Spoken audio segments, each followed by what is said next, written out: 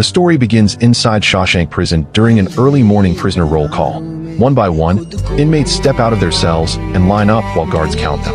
Everything seems normal until a guard notices that prisoner number 245, Andy Dufresne, never comes out. Angry, the guard walks toward Andy's cell and yells that he better be sick or dead. You better be sick or dead in there, I shit you not! But seconds later, the guard freezes in complete shock. Andy's cell is empty. The prison alarm immediately starts blaring across the entire building. Guards rush through the hallways while inmates wake up in confusion. Warden Norton storms into the cell furious and demands answers from everyone, especially Red, because Andy and Red were always together. But even Red has no idea what happened. In anger, the warden grabs a small rock from Andy's desk and throws it toward the wall. Instead of bouncing back, the rock tears straight through the poster hanging beside Andy's bed. Everyone suddenly goes silent. The guards slowly pull down the poster and discover a massive tunnel hidden behind it, a tunnel leading outside the prison walls. At that moment, Shawshank realizes the impossible has happened. A prisoner has escaped from one of the most secure prisons in America. Police officers search the entire area around the prison. Eventually, they discover an old prison uniform, a tiny rock hammer, and a broken sewage pipe outside. Nobody can understand how a man dug through solid concrete using something that small. And this is where the movie takes us back to the beginning. Years earlier, a banker named Andy Dufresne is sitting alone inside his car on a rainy night, holding a gun. Earlier that evening, he discovered that his wife was having an affair with another man. Drunk and heartbroken, Andy drove to their house and considered killing them both. But before he could do anything, someone else murdered them first. Unfortunately for Andy, all the evidence points directly at him. During the trial, the prosecutor tears apart Andy's story piece by piece. Witnesses saw him outside the house. His gun matched the bullets used in the murder. He had argued with his wife. Everything makes him look guilty. Andy tries explaining that he never went through with it, but nobody believes him. The judge finally sentences him to 2 life sentences for double murder. Soon after, Andy is transported to Shawshank Prison alongside several new inmates. As the prison gates slowly open, the newcomers stare at the giant gray walls surrounding them. The guards immediately begin screaming orders while armed officers patrol every corner like soldiers guarding a battlefield. Inside the prison yard, older inmates gather around watching the new prisoners arrive.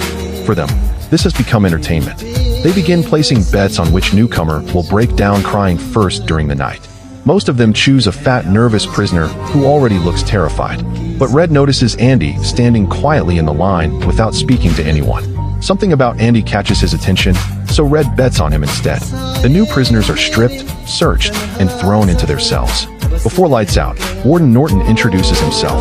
He pretends to speak like a holy man while warning everyone that Shawshank has strict rules. Then Captain Hadley, the prison's most feared guard, steps forward threatening anyone who disobeys orders. That first night becomes a nightmare. The older prisoners begin shouting and mocking the newcomers from their cells. Eventually, the fat inmate completely loses control and starts crying loudly, begging to go home. His screams echo through the prison until Hadley storms into the cell block furious. He orders the man to shut up, but the terrified prisoner cannot stop crying. Hadley finally snaps. The guards drag the man out of his cell and brutally beat him while everyone listens in silence. The screams continue for several minutes before suddenly stopping. If I hear so much as a mouse fart in here the rest of the night, we'll all visit the infirmary. That tub of shit down at the infirmary.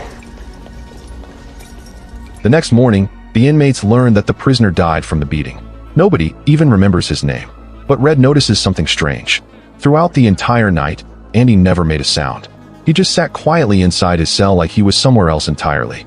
Over the next few weeks, Andy barely speaks to anyone. Most prisoners think he's weak because of how calm and educated he seems. But Red slowly becomes curious about him. Eventually, Andy approaches Red directly because he heard Red can smuggle items into the prison. Andy asks for a small rock hammer. At first, Red becomes suspicious because tools inside prison usually mean trouble. But when he finally sees how tiny the hammer is, he laughs. Digging through prison walls with it would take hundreds of years. Red agrees to get it for him. Not long later, Andy receives the hammer hidden inside a package. At the same time, prison life becomes much worse for him. A violent gang inside Shawshank known as the Sisters begins targeting Andy constantly. Their leader, Boggs, becomes obsessed with him. Whenever they catch Andy alone, they beat and assault him. Andy fights back every single time, but the attacks continue for years, leaving him covered in bruises and injuries. Even through all of this, Andy never completely breaks. One day, several inmates, including Andy and Red, are selected for rooftop work repairing part of the prison. While the prisoners work under the hot sun, Captain Hadley complains to another guard about an inheritance he recently received from his dead brother. He's furious because taxes will take most of the money away. Andy overhears the conversation. Knowing finance is the only thing he still has power over, Andy carefully approaches Hadley and asks one dangerous question. Mr. Hadley, do you trust your wife? Hadley immediately grabs Andy and nearly throws him off the roof, thinking he's being mocked. The other prisoners freeze in fear because everyone knows Hadley kills inmates without hesitation.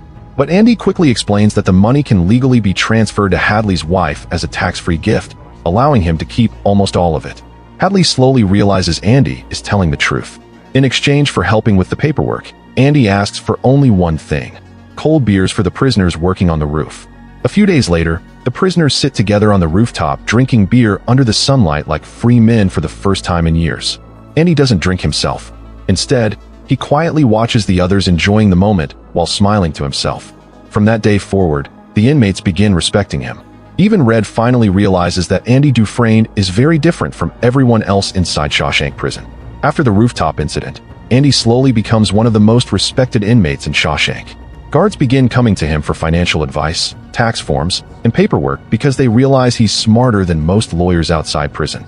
Even Captain Hadley, the same brutal guard who nearly threw him off the roof, now treats him differently. Meanwhile, Red notices that Andy has changed too. For the first time since arriving at Shawshank, Andy actually talks more, jokes occasionally, and spends time with the other prisoners during meals. It almost feels like he's finally adapting to prison life. But the attacks from the sisters still continue. One night, Boggs and his gang corner Andy again inside the prison laundry room. Andy fights back harder than ever before, refusing to submit to them. Furious, the gang brutally beats him nearly to death. Andy ends up in the infirmary for over a month, barely able to move. This time, however, things turn out differently. When Boggs is released from solitary confinement after the attack, Captain Hadley hears what happened to Andy. Since Andy now handles financial matters for many guards, Hadley sees him as useful. Without warning, Hadley and several guards drag Boggs away and beat him so severely that he becomes permanently crippled. From that moment onward, the sisters never touch Andy again. After recovering from his injuries, Andy returns to his cell and finds a large Rita Hayworth poster waiting for him from Red. Andy thanks him casually and hangs it neatly on the wall beside his bed. Not long later, Warden Norton personally visits Andy's cell for inspection. Unlike the other guards, Norton acts calm and religious, constantly quoting the Bible while pretending to be a righteous man. He notices Andy reading a Bible in his cell and approves of it immediately. Then his eyes drift toward the Rita Hayworth poster. Posters are technically forbidden inside Shawshank, but Norton surprisingly allows Andy to keep it. Before leaving, he hands Andy the Bible and tells him something that later becomes unforgettable. Salvation lies within. Soon after, Andy receives a new prison assignment. Instead of hard labor, he is transferred to work inside the prison library alongside an elderly inmate named Brooks, a man who has spent almost his entire life inside Shawshank.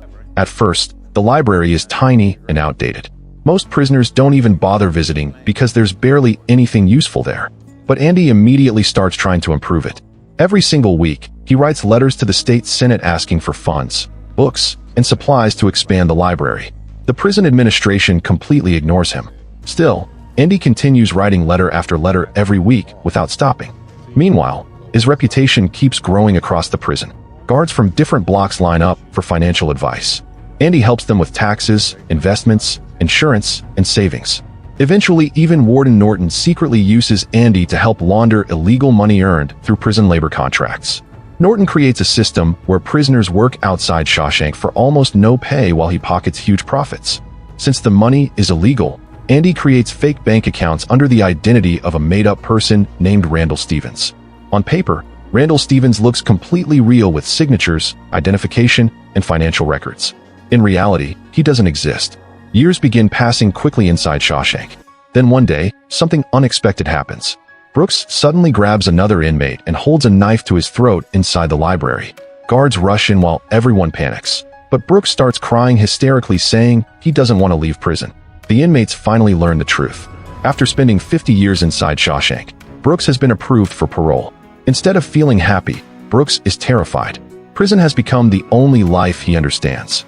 Outside Shawshank, he has no family, no friends, and no idea how the modern world works anymore. Red explains to Andy that Brooks has become institutionalized. After living inside prison walls for so long, freedom itself now scares him more than prison. Eventually, Brooks is released anyway. For the first time in decades, he walks through busy streets filled with cars, crowds, and noise that feel completely unfamiliar to him. He struggles badly adjusting to normal life. He gets a small apartment and a grocery store job, but everything feels overwhelming and lonely. Every night he thinks about Shawshank. The outside world feels colder than prison ever did.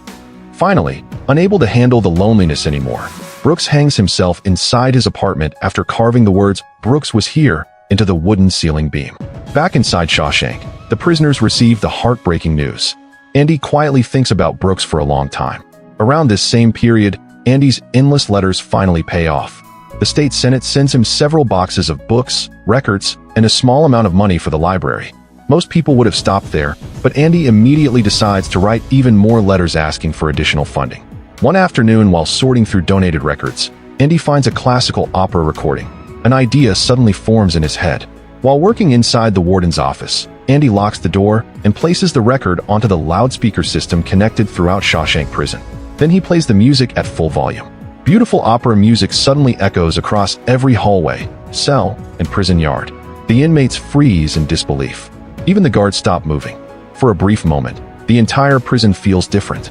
The walls, bars, and cages almost disappear as every prisoner quietly listens to something pure and beautiful that reminds them freedom still exists somewhere outside. Nobody inside Shawshank understands the words being sung, but somehow, everyone understands the feeling. Eventually, the guards break into the office and drag Andy away. As punishment, Warden Norton throws him into solitary confinement for 2 entire weeks. When Andy finally returns, Red asks him if the punishment was really worth it just for a few minutes of music. Andy smiles calmly and says there are certain things prison can never take away from a man. One of those things is hope. Red disagrees immediately. To Red, hope inside Shawshank is dangerous because it only drives prisoners insane. After spending decades behind bars and repeatedly getting denied parole, Red believes hope only leads to disappointment. But Andy never changes his mindset. No matter how brutal Shawshank becomes, Andy Dufresne continues believing that someday he will walk out of that prison a free man. Years continue passing inside Shawshank Prison, and Andy slowly transforms the library into the best part of the entire prison. New books arrive constantly, shelves expand, and inmates who once spent all day fighting or gambling now sit quietly reading novels and studying for exams. Andy even starts teaching prisoners basic education classes so they can earn diplomas before leaving prison someday. For the first time in years, some inmates actually begin believing they might still have a future outside those walls. At the same time, Warden Norton becomes richer than ever. Using cheap prison labor, he wins construction contracts all across the state because no company can compete with workers who are practically free. The prisoners do all the work while Norton secretly collects massive profits behind the scenes. And the person handling all the dirty money is Andy. Using his banking knowledge, Andy launders thousands of dollars through fake accounts created under the identity of Randall Stevens, a person who exists only on paper. Andy even creates fake signatures, tax forms, and identification documents so perfectly that nobody could ever suspect the truth. Norton trusts Andy completely now.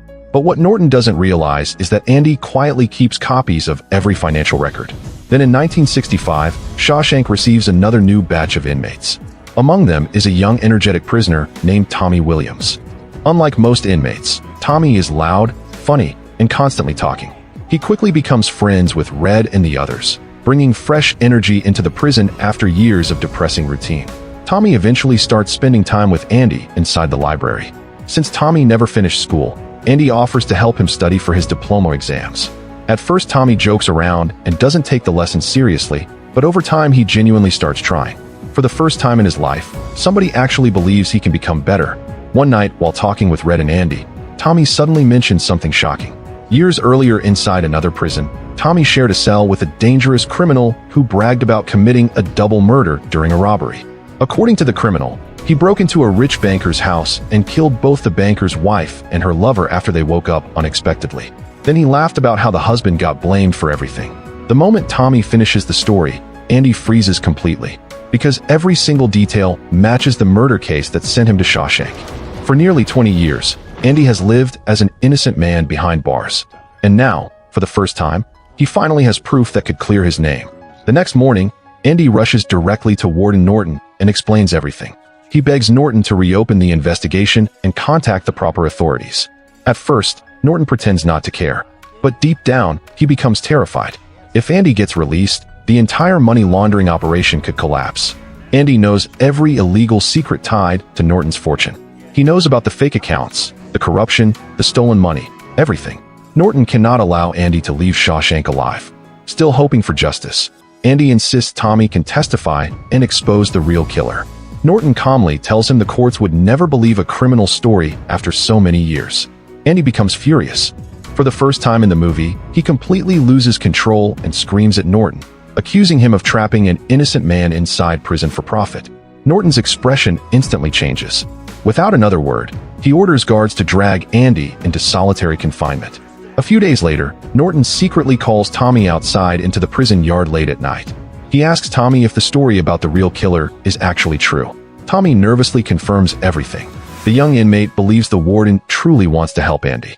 Then Norton casually steps aside and signals a guard standing above with a rifle. Seconds later, Tommy is shot multiple times and collapses dead in the dirt. The guards later claim Tommy was trying to escape, but everyone inside Shawshank knows the truth. Tommy was murdered to keep Andy silent forever. Afterwards, Norton visits Andy in solitary confinement and calmly tells him that Tommy died during an escape attempt. Andy immediately realizes what really happened. Completely devastated, Andy refuses to continue laundering money for Norton anymore. But Norton reminds him that inside Shawshank, he controls everything. If Andy refuses, the library will be shut down permanently, prisoners will lose their education programs, and Andy himself will spend the rest of his life suffering inside solitary confinement. A month later, Andy is finally released from solitary.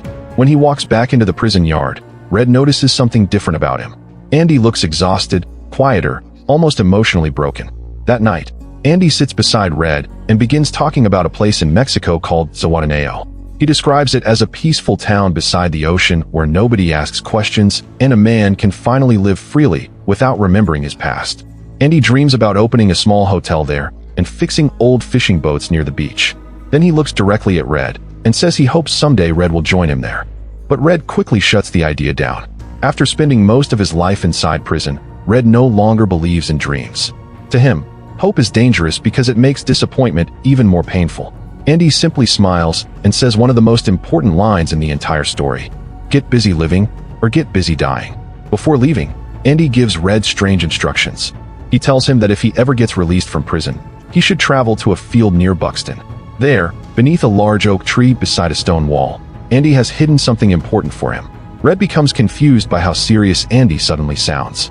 Then things become even stranger. Later that night, another inmate tells Red that Andy recently asked him for a long piece of rope. Red immediately panics. After everything Andy has suffered, the false conviction, the years of abuse, Tommy's murder, and solitary confinement, Red fears his best friend is finally planning to kill himself. That night becomes the longest night of Red's life. Outside, thunder crashes across the sky while heavy rain pours down over Shawshank Prison. And inside his cell, Andy Dufresne quietly prepares for the impossible. The next morning, the guards open every prison cell for roll call. One by one, inmates walk out into the hallway. But Andy never appears. At first, nobody thinks much of it. Red assumes his friend is still asleep after the emotional breakdown he seemed to have the night before. An angry guard walks toward Andy's cell shouting for him to get up. But the moment he looks inside, he freezes completely. The cell is empty. Within seconds, alarms begin echoing across the entire prison. For the first time in Shawshank history, a prisoner has disappeared. Warden Norton rushes toward the cell in disbelief while guards search every corner of the prison. Red is immediately dragged into the room because everyone knows he was Andy's closest friend. Norton demands answers, but Red genuinely has no idea what happened. The warden becomes furious and starts throwing objects around the room in rage. Then suddenly, one of the rocks smashes directly through the poster hanging on Andy's wall. Everyone stops moving. Norton slowly walks toward the torn poster and pulls it away. Behind it is a massive tunnel carved deep into the concrete wall. The guards stare in complete shock. For nearly 20 years, Andy had secretly been digging through solid prison walls using nothing but the tiny rock hammer Red smuggled in for him decades earlier. The impossible escape suddenly becomes real. The tunnel stretches far behind the wall until it reaches a sewage pipe underneath the prison. The guards immediately begin searching outside while Norton continues standing there speechless, finally realizing Andy had been planning this for almost his entire prison sentence. Then the movie reveals how everything happened. The night before, after returning from the warden's office, Andy carefully placed Norton's financial records and evidence into a plastic bag. He also secretly switched shoes with the warden, wearing Norton's polished leather shoes instead of his prison boots. Then, while thunder shook the sky outside, Andy removed the poster and climbed through the tunnel he had spent nearly 20 years digging. Every single handful of concrete he chipped from the wall over the years had been hidden inside his pockets and scattered little by little around the prison yard during daily walks. Nobody ever noticed. For 2 decades, Andy slowly carved his way to freedom right under everyone's noses. Once he reached the sewage pipe, he used a large rock to repeatedly smash through the rusted metal line. The thunderstorm outside covered the sound perfectly. Finally, after countless hits, the pipe bursts open, and Andy crawls inside. The tunnel is disgusting beyond imagination. For almost half a mile, Andy crawls through human waste, sewage water, and filth in total darkness. He vomits repeatedly but keeps moving forward because after 19 years inside Shawshank, freedom is finally waiting on the other side. Then at last, Andy reaches the end. He tears open the final pipe and falls into a river outside the prison walls. For the first time in decades, Andy Dufresne is free. He stands in the pouring rain with his arms spread wide toward the sky while thunder crashes above him. The rain washes away every trace of prison filth from his body like he's being reborn. But Andy isn't finished yet. The next morning, a man named Randall Stevens suddenly appears at several different banks. Since Randall Stevens officially exists on paper with signatures, identification, and legal documents created by Andy over the years, nobody suspects anything. Andy calmly withdraws every dollar from the warden's secret accounts. Over $370,000 disappears in a single day. Then he mails all the evidence of Norton's corruption, money laundering, illegal prison labor, and murders directly to newspapers and government authorities. Back at Shawshank, Warden Norton confidently walks toward his office safe, believing his evidence is still secure. But when he opens the safe, he finds only Andy's Bible sitting inside. Confused, Norton opens it. Inside the pages is a perfectly carved hollow space where Andy hid the rock hammer all those years. Then Norton sees a message Andy left behind. "Dear Warden, you were right. Salvation lay within." At that exact moment, police cars begin flooding toward Shawshank Prison. The newspapers have already exposed everything. Captain Hadley is arrested for murder. Government agents storm the prison. And Warden Norton finally realizes his entire empire has collapsed overnight because of the quiet banker he underestimated for 20 years. Knowing prison now awaits him instead, Norton locks himself inside his office. Moments later, a gunshot echoes through Shawshank Prison. The corrupt warden is dead. Meanwhile, far away from Shawshank, Andy finally arrives in Mexico. For the first time in his life, nobody is watching him. Nobody controls him. And nobody can cage him ever again. Sometime later, Red receives a postcard with no return address. The postcard simply shows a beautiful beach in Mexico. The moment Red sees it, he immediately understands. Andy survived. His friend truly escaped Shawshank and reached the place he always dreamed about. For the first time in years, Red smiles like a free man. Inside the prison, Andy's escape becomes legendary. Every inmate talks about the banker who disappeared through solid concrete walls using nothing but a tiny rock hammer. Even the guards can barely believe it happened. Years continue passing. Eventually, Red appears before the parole board once again after spending nearly 40 years in prison. Unlike before, he no longer tries to impress anyone. He no longer repeats fake speeches about rehabilitation. This time, Red simply tells the truth. He admits he regrets the crime he committed when he was young. Not because the parole board wants him to say it, but because he genuinely regrets becoming the foolish young man who destroyed another person's life.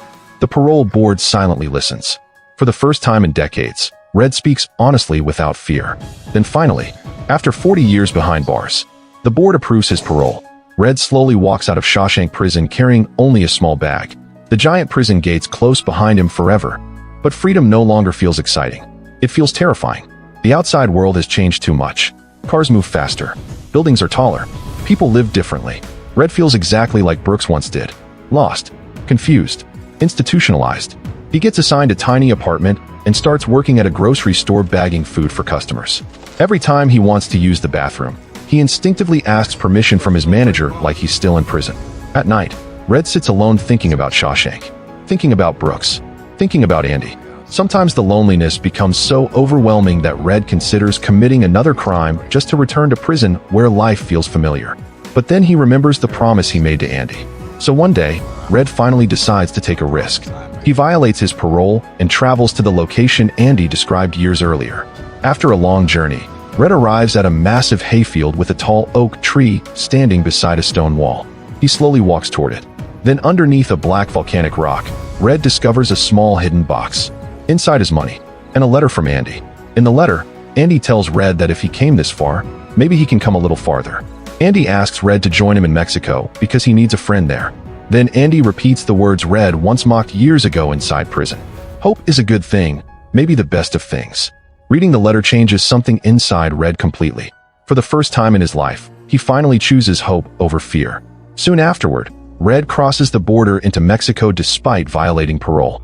As the bus moves farther away from America, Red feels nervous but also strangely alive. Then finally, he arrives at a beautiful beach beside the ocean. The water is bright blue. The sky is endless. And standing near an old fishing boat is Andy Dufresne himself. Andy looks up and sees his old friend walking toward him.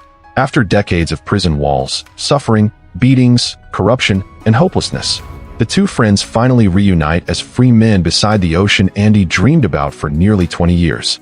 And for the first time since entering Shawshank prison, both men are finally free.